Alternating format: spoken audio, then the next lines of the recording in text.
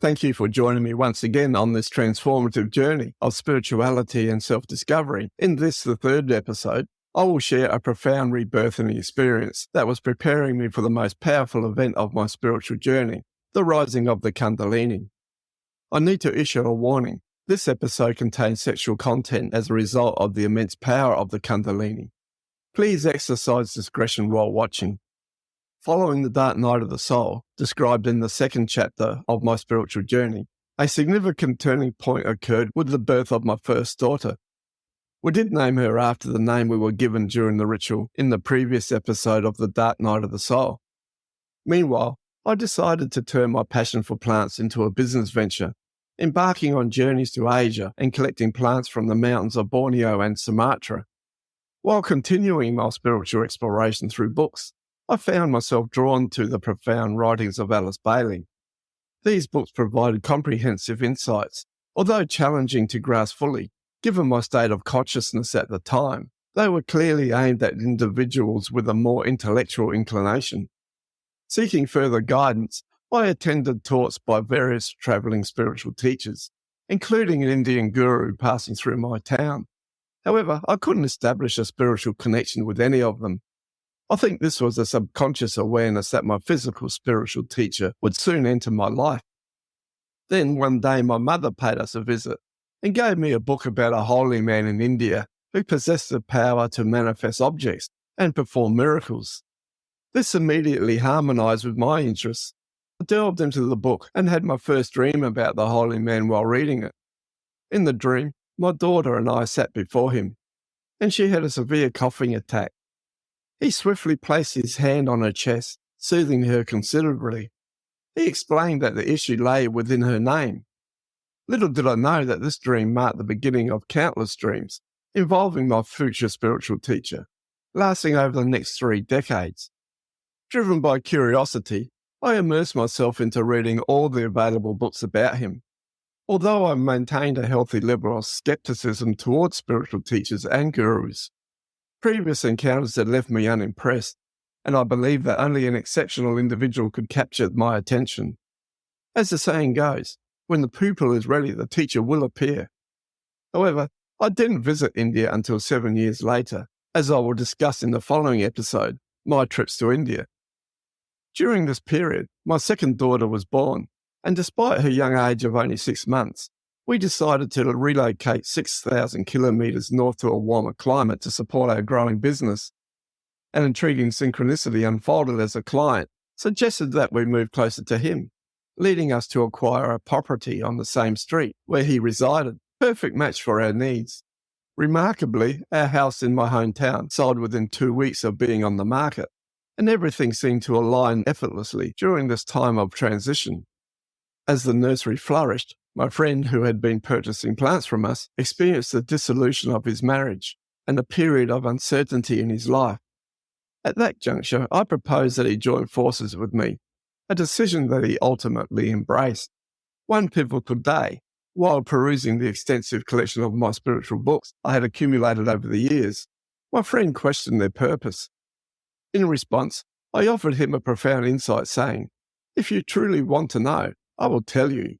But be prepared for your life to be forever changed."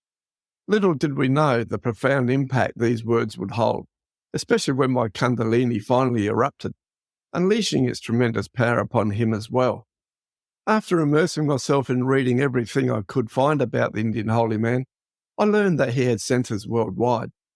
I decided to attend one of these centres close to my location. To my surprise, approximately 200 people gathered for the Thursday night meeting. As I took my place among the attendees, an overwhelming force was compelling me to stand up and sit in the holy man's chair at the front of the room. This chair symbolized his presence and was adorned in his honor. The force was so strong I had to reach down and grip the sides of my chair tightly, resisting the urge to stand up. I was terrified and wondered how it would appear if a newcomer like me were to stand up and sit in his chair. Who would believe what I was experiencing? After a few intense minutes, the impulse subsided. I continued attending these sessions regularly over the next 2 months. In a dream, my future teacher instructed me to bend down and look underneath the meeting hall. which I discovered was built on massive logs. To my surprise, I found the logs were slowly burning. I shared this dream with the head of the centre, but he seemed uninterested. A few months later, internal disputes caused the centre to collapse and split into two. During this time, a conflict arose within me, as my spiritual and physical aspects seemed at odds. Looking back, I realised that my spiritual consciousness was rapidly expanding, and my business was also expanding at the same rate. However, this expansion resulted in all the generated money being reinvested in the business, which took a toll on my marriage, which eventually ended. Despite the end of my marriage, we mutually agreed that we would continue to work on the property. I was determined not to abandon my wife and 2 children until I was confident they were secure on their own. A few months later, her father passed away, leaving her with an inheritance which eventually allowed me to move forward. Another pivotal moment occurred when my mother visited and handed me a bus ticket. I was taken aback and questioned her about the ticket. She explained that she had enrolled me in a 4-day self-development course, having recently completed it herself and believing it would benefit me. Initially, I felt resistant and surprised by her decision to purchase a ticket without consulting me. However, something inside me compelled me to accept it, and during the bus ride, I made a conscious decision to fully embrace the experience. The journey took 7 hours, and upon arrival, I was greeted by the course facilitator. We drove for about 45 minutes to his riverfront property, where the course would take place. The group consisted of 10 individuals, all seeking to understand the origins of our major difficulties and learn how to address them, most of which stem from parental conditioning. On the second day of the course, I started feeling an increasing pressure building up within me as the day progressed. Emotionally, I felt unsettled, and the pressure continued to intensify. As the day ended, I approached the course facilitator and told him I was going to explode. There is something inside me trying to come out. In response, he placed me in the centre of the room, instructing me to close my eyes and visualize a wall, the barrier preventing me from breaking through. What I saw was a clear plastic curtain that was shredded and blowing in the breeze. That night I could not sleep due to the overwhelming pressure. Seeking peace, I ventured outside and sat alone in front of the fire. As I sat there, profound realisations about myself and my conditioned self's use of negative power flooded my awareness. I remained in front of the fire, diligently documenting my newfound insights, page after page, until well after 3 a.m. Finally, exhaustion compelled me to retire to bed. The following morning, everyone in the group appeared exhausted, drained, and worn out. One participant shared that she couldn't sleep due to an intense happening, while another described tossing and turning all night, waking up with his body completely turned entirely around in his bed. It seemed that no one had slept well that night. I believe that the energy I was exuding at the time influenced everybody. On the 3rd day of the course, as we all sat together on beanbags, my hands and feet began to curl inward. I felt hot energy surging up my legs and arms, causing me to lean back in my seat. I had no understanding of what was transpiring. I was immobilized. Someone inquired about my condition, and the course facilitator explained that I was removing a blockage. As I laid there observing the unfolding events, suddenly waves of darkness washed over me. These waves continued, one after the other, each accompanied by physical convulsions, anger, hatred, aggression, and nausea. These intense feelings welled up and left me with each wave. I asked in my mind what was happening to me, and a voice replied, "You are feeling your mother's orgasm at the moment of your conception and releasing her negative energy." I couldn't determine the duration of this experience, but it was some minutes. As the wave subsided, I was a fetus within my mother's womb. I could see my mother's blood vessels within her skin, and the diffused light passing through her skin, and even my tiny hands. I experienced an overwhelming sense of peace, tranquility, and security. An indescribable serenity washed over me. All I desired was to remain in that state and allow the tranquility to permeate every fibre of my being. In my entire life, I've never felt anything close to this peace. Then suddenly, I found myself standing atop a high hill, surrounded by a picturesque landscape. The sun shone brightly, and a gentle wind caressed my skin as I stood amidst a field of vibrant flowers. It was at this moment that a loud, resounding voice interrupted my idyllic state, offering to restore everything back to how it was if I wanted. And then, before me, a log cabin began to materialize, one enormous log at a time. I screamed in my mind, "No, F off!" I resisted the cabin's construction, fearing that it would rob me of the freedom and profound sense of peace I was experiencing. Unfortunately, that log cabin was built. What I had just experienced had emptied me of all negative energy, all the way back to my pre-birth state. I was about 32 years old, and over the next 39 years of living, all of my life's experiences rebuilt that cabin. There was no way of avoiding this. As I returned to a state of normalcy, a fellow participant referred to what I had undergone as a spiritual rebirth. She mentioned that she had heard of rare cases where individuals rebirth back into the womb. This revelation shed light on the unique physical experiences I had encountered. The curling of my hands and feet were spontaneous yogic positions, which stopped the energy from leaving my body and trapping everything within it, while the rising heat in my limbs was a result of this energy building which preceded the release. The final day of the course arrived, and after lunch a young woman enrolled in the course drove me to the bus depot. We departed slightly later than planned, embarking on a 45-minute drive along small rural dirt roads. To my concern, we found ourselves following an elderly couple, meandering along at a mere 30 kilometres an hour. Worried about missing my bus, I silently wished for the couple to either accelerate or pull over, allowing us to pass. As this thought crossed my mind, my attention was drawn to the rear left tyre of their car, which instantly blew out, forcing them to pull over. Was this a mere coincidence? I don't think it was. Such experiences continued to unfold later in this episode. Upon returning home, I sought my mother and initiated a candid conversation with her. I confronted her about having an orgasm with my father at the moment of my conception, fueled by anger, hatred, and aggression towards him. It was perhaps the first time I'd ever witnessed my mother being rendered speechless. Her expression spoke volumes, though, even though she neither confirmed nor rejected my statement. It's not every day that a son visits and poses such probing questions about his mother's intimate life. Throughout these episodes, I have been cautious about divulging personal information about others, focusing primarily on my experiences. However, there is a compelling reason to share the events that led to such an intense conception. Both my parents have since passed away, which lessens the impact of revealing these details. 18 years later, when I was 50 years old, my sister called with the news that demanded my undivided attention. She had been contacted by a woman claiming to be her sister. Needless to say, I was taken aback and grateful to be sitting down when I received this news. It unfolded that our mother, father, and his cousin had all lived together before my birth.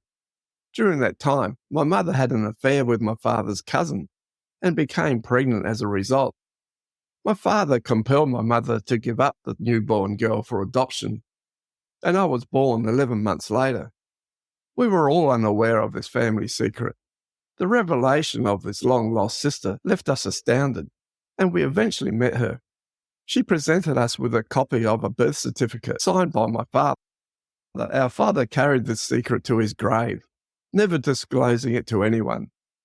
In an unexpected twist, my sister and our newfound sister, or rather half-sister, decided to undergo a DNA test to dispel any lingering doubts. The results revealed that our newfound sister was, in fact, our full sister. It turned out that my father had unwittingly adopted out his own daughter. My mother passed away before the test could be completed. How ironic the unfolding of life's mysteries can be. Now let us return to the ongoing narrative. My business partner also expressed great interest in taking the self-development course and eventually enrolled for a 2-week program several weeks later. During my business partner's 2-week course, he developed feelings for a girl from my hometown. Meanwhile, I had reconnected with an old acquaintance, and we both felt it would be great to visit them. After travelling 2,000 kilometres, We checked into a motel and went our separate ways for a few days. My partner had also planned to see a clairvoyant he had heard about during his course. The morning that we were preparing to depart, my business partner shared with me the clairvoyant's warning. The clairvoyant had cautioned him to be alert on our return journey, foretelling that things were going to happen, although the specifics remained unknown. Little did we know that these events would soon start to unfold. About 80 kilometres outside of town, I found myself in thoughts about my recent meeting with my new lady friend. Suddenly, in my mind, my future teacher's face superimposed itself upon hers. At the same moment, my business partner burst into tears. He was so overwhelmed that he couldn't continue driving and had to pull over. I asked him what had happened, and he explained that he witnessed the development of clouds forming in his mind as we drove. Within those clouds, he observed a glowing light, similar to the moon shining through the night clouds, but the source remained hidden.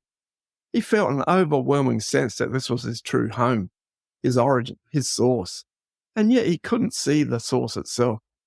This was very similar to my experience during the Dark Night of the Soul ritual. As we continued our drive, we engaged in discussions on spiritual subjects. After approximately 6 to 7 hours, a shift occurred within my consciousness. Knowledge began to flood out of me, seemingly without restraint. I spoke about why we are here, what we needed to learn, and much, much more. My business partner, with his mouth agape, asked, "Who are you?" And without hesitation, I responded, "I am God." However, the moment those words left my lips, I was engulfed in an overwhelming rush of sheer, absolute terror. Never had I experienced such potent negative emotional energy. I realized that it was my conditioned self, my personality or ego, reacting to the spiritual energy flowing through me. It was aware that its very existence was being threatened. This topic will be further explored in a future episode, as there is much, much more to understand. Eventually, the negative energy subsided, and I felt an unusual state of calmness, peace, and immense power, all at the same time. I closed my eyes and immediately found myself out of my body, hovering approximately 200 meters above the car. Looking down, I noticed a large ball of white electricity moving along the road, completely enveloping the entire car. As we continued driving, I received more and more information. We eventually stopped for fuel and a meal at a roadhouse. Inside, there were about 50 people dining, conversing and generating the usual commotion associated with a meal. As we entered, everyone, abruptly ceased their activities and simply stared at us. The silence was so profound that one could hear a pin drop. This unexpected and unsettling reaction lasted for some seconds, before everything suddenly returned to normal, although it left me shaken. This pales in comparison to what would transpire a few hours later. With approximately 100 kilometres remaining in our journey to Sydney, we decided to stay at a motel. We were exhausted, and the time was 1 a.m. We settled for the only available room left, which only had a double bed. Once again, the universe arranges everything as it should be. As I lay in bed, I began to feel an inexplicable sense of unease again. My mind began racing, and it was going faster and faster. Uncertain about what was happening, worry began to set in. Eventually, I had reached a point where I could no longer contain this racing mind. So I rolled onto my back, crossed my arms over my chest, and crossed my feet as well, assuming the death position. Then, closing my eyes, I completely surrendered to what was happening. I was abruptly ripped out of my body and was soaring through the air, approximately 500 meters or so above the ground. I was accelerating faster and faster, while the world beneath me spun with increasing speed. Beside me, I heard my business partner sobbing, and I reassured him to relax and not resist the experience. Instantly, I was back in the air, soaring above the earth. Realizing that I had no control, I completely relaxed and surrendered to the energy. The best way to explain it is, I shifted into warp drive, and the next thing I knew, I found myself suspended in the center of the universe. A stream of golden energy, about 60 centimeters in diameter, coursed through my body, flowing into my feet and exiting through the top of my head. As far as my eyes could perceive, this energy snaked its way through the universe. I could feel a gentle swaying of my body as the energy passed through me. I could also hear a crackling sound reminiscent of electricity coursing through high-tension power lines. Gradually, I returned to my normal self. Turning to my business partner, I inquired about his experience. He revealed that while he was lying there, he felt a cold energy emanating from me. The intensity was such that he physically felt its pressure pushing against him. Then a voice in his head screamed at him to leave the room immediately, to run, go, because I was going to do all sorts of terrible things to him, which I won't describe here. Attempting to flee, he found himself completely frozen in place by this energy. He couldn't move a muscle, and he went into instant panic. It was at that moment that he heard my calming words, instructing him to relax, surrender and go with the flow. In his mind's eye, he saw a circuit board with mud bubbling up through it. As he observed this, the circuits shifted, creating new pathways. Eventually, he too returned to a state of normalcy. Evidently, the Kundalini energy had triggered transformative changes in his circuits, although we never were certain about the specifics, and we never found out. The following day, we departed for Sydney. I began to experience what can only be described as energy releases. These releases built up and eventually left me from the waist up.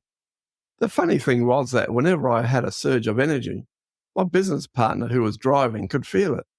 He was obviously still tuned in from the night before to some extent. On one occasion, we were approaching a red traffic light when I had an exceptionally intense release. We were travelling at 70 kilometres per hour on a multi-lane highway at the time. As we headed towards this red light, I realised we were not slowing down. I noticed my business partner was transfixed, frozen at the wheel. I yelled, and he snapped out of it and stood on the brakes just in time. As the day went on, I became increasingly unwell, feeling nauseous with a throbbing headache between my eyebrows. We arrived in Sydney around lunchtime, and we did not have to be at our friend's place until later in the afternoon. So we chose to go to Darling Harbour in Sydney, which is a popular dockside tourist destination with many cafes, restaurants and shops. It was a newer development. I was still nauseous, and I had a pounding headache, and the smell of food and the loudness were not helping. I was extremely sensitive to noise and smells, especially those of cooking meat and coffee, which nearly made me vomit. The only thing I could eat was a banana smoothie, which did settle my stomach a little. We arrived at our friend's house in the afternoon, and he suggested we visit his teacher's ashram in Sydney. We agreed because we did not want to go out, but that sounded like a good place to go. I hoped that being in a spiritual setting would benefit me. At one point during the meeting, I experienced a minor energy release, and our friend was sitting next to me. He was excited as we left, and in the car, he said he'd never experienced anything like that during meditation in his life. I asked what had happened, and he said that at one point his entire body began to vibrate and tingle. This was when I had my energy release. I never told him about the experiences we were having, and I never did. The next day we departed early for home, and the energy bursts had lessened. I was just having them every now and again. We stopped at a roadside cafe later that night to refuel.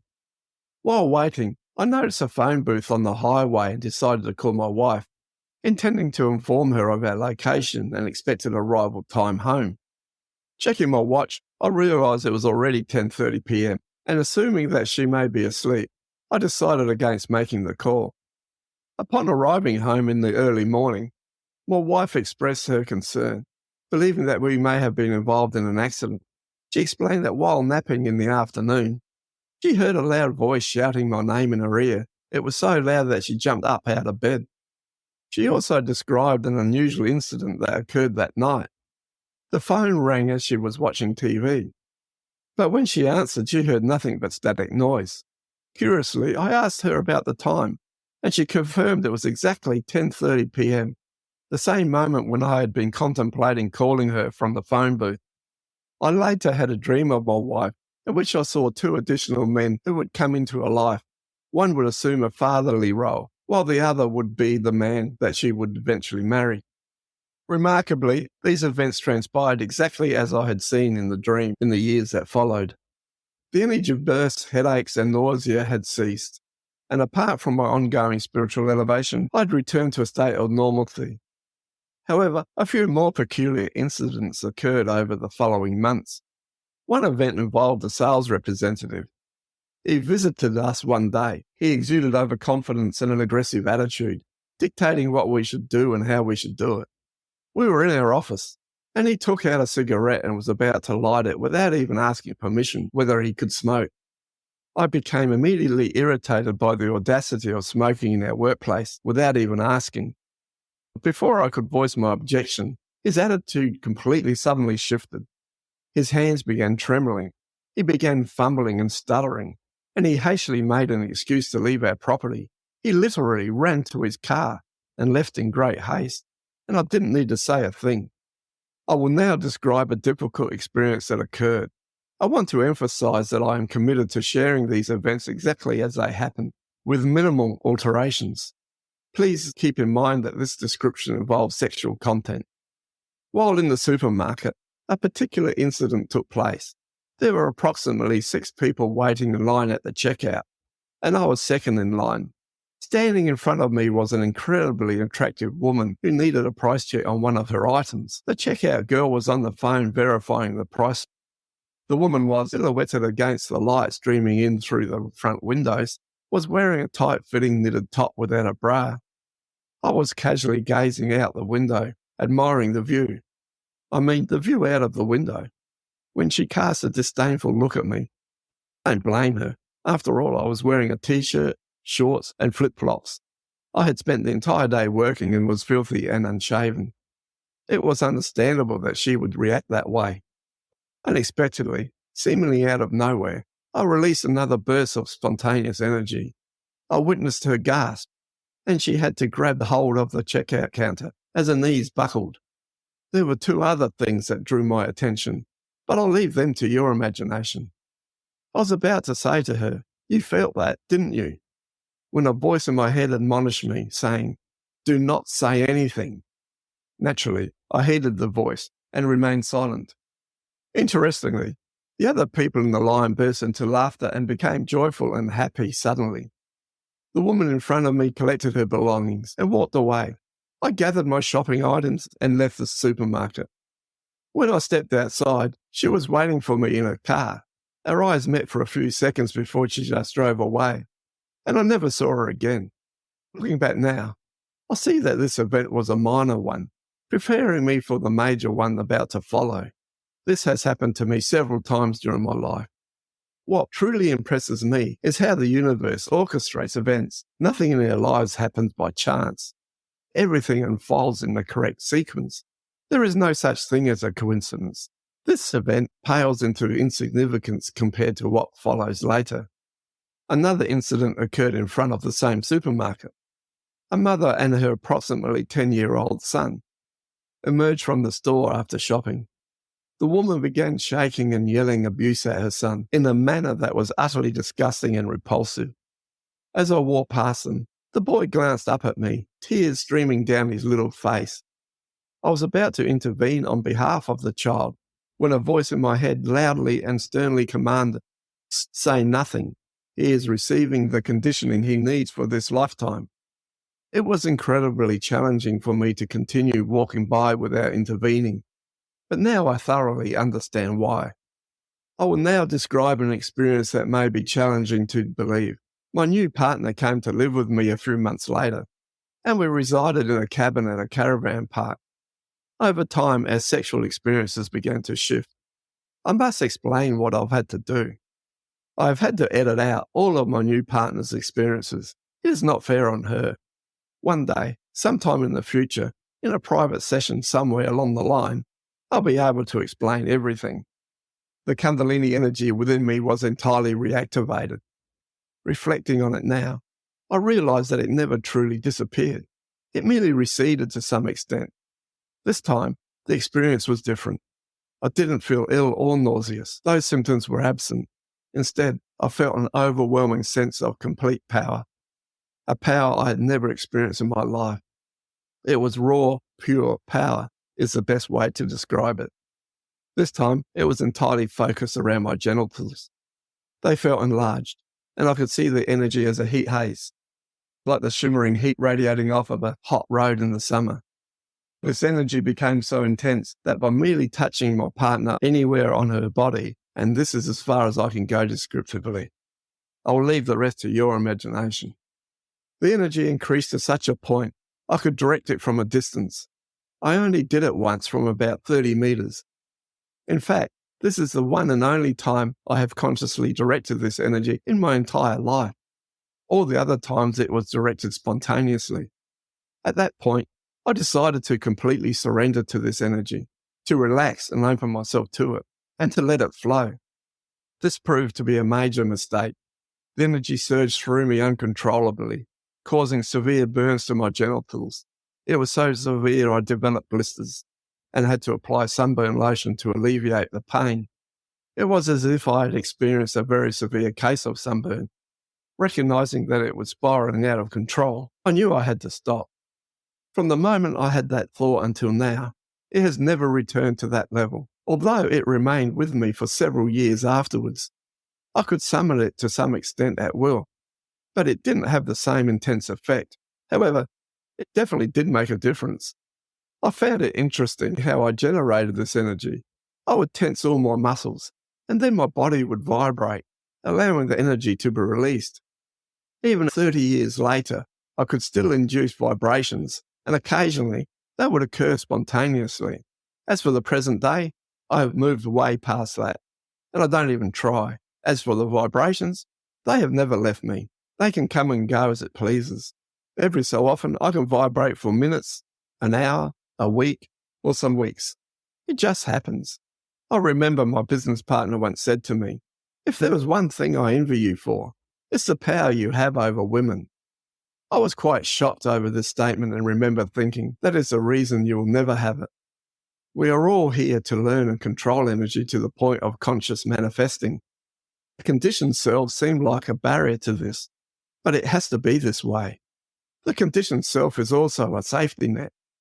Due to our conditioning and the rate we are vibrating at, gives us the appropriate power we can use. The higher we raise our vibration, the more energy we can use, the more responsibility we can take with this energy. This also requires another explanation later. Aside from the previously mentioned sense of immense power, I felt emotionally detached and relatively normal. I honestly conveyed to my partner that it wasn't me causing these effects. I was merely a conduit for this energy. It was using me. I was 33 years old, at the peak of my sexual vitality, and had just embarked on a new relationship. It's no wonder that one of the pathways for this energy was through sexuality. Reflecting on all my energy experiences, I realized that they all flowed through me effortlessly, without any conscious effort on my part. I understand that this is a simplified explanation that deserves a more detailed discussion later. One night, I had a dream in which I stood next to an enormous machine. It was approximately 10 meters wide and 10 meters tall, and I couldn't see its end. As I stood there, a voice informed me that my Kundalini would rise again in the future. All I could do was stare at this machine, which consisted of levers, arms, belts, and pulleys, intricately intertwined. On its side was a massive flywheel that was very, very slowly beginning to move. As I observed this, I was also told what or who I would become when this machine reached its full capacity. Somehow, I believe that when this machine does reach its full strength, it will be considerably more powerful than I can currently comprehend. It will be very different from what it was like before. Only time will reveal the truth. I'm not controlling this process, and all I can do is strive to work in harmony with my inner guidance and destiny. Reflecting on the period approximately 7 years before the dark night of the soul, I can discern the progression of my spirituality from one level to the next. Another way to describe it is that my vibration in those early days was very fixed or solid, and over the years it steadily rose, which affected all other aspects of my life. The conflict between my lower and higher self was approaching its boiling point. The energy of my higher self gradually grew stronger. until the clash became so intense that I entered a crisis which led to the dark night of the soul. The battle raged on, but gradually my higher self gained some control. I will undoubtedly create another episode sometime in the future to delve deeper into this topic. I was being prepared for the awakening of the Kundalini. My body, mind, and emotions needed purification and alignment to be able to handle the most powerful spiritual energy the body can endure. In a forthcoming installment, I will explore this process in greater detail and explain how it can be done. Remember, our journey is about embracing the experiences that shape us and striving for growth and understanding. Together, let's embark on this profound exploration of the Kundalini awakening and its impact on our lives.